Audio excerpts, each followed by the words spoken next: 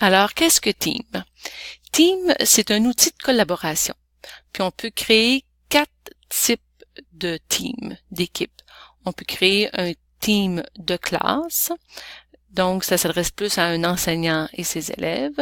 On peut créer un team PLC qu'on appelle, qui est une communauté d'apprentissage professionnelle. Alors ici, ça s'adresse plus à des collègues qui voudraient travailler et collaborer ensemble.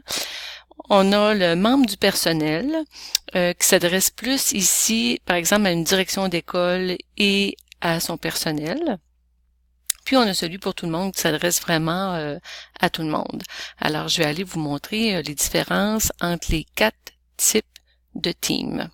Alors, si je prends récit classe ici, qui est une équipe de classe, alors comme vous pouvez voir, ça génère un endroit où on peut converser, un endroit pour faire de la conversation. C'est un petit peu comme du clavardage.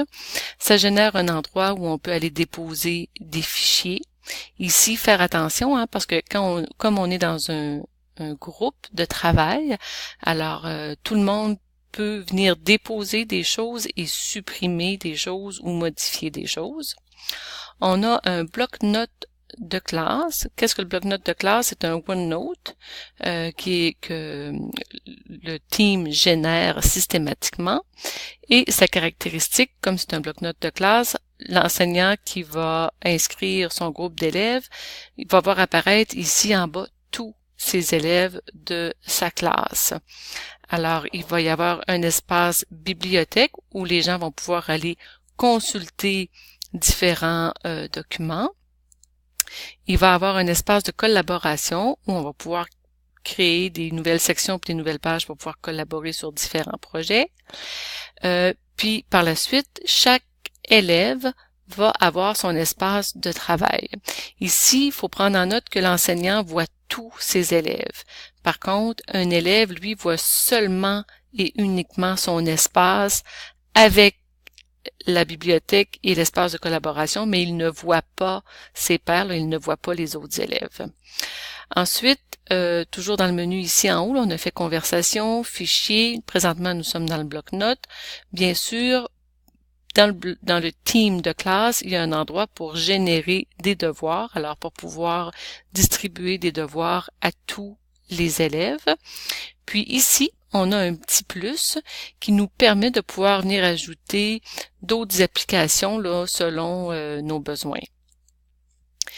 Ici, si je regarde le PLC, qui est plus la communauté d'apprentissage professionnel, on va regarder les différences.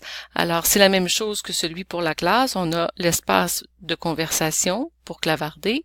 On a un espace pour déposer des fichiers.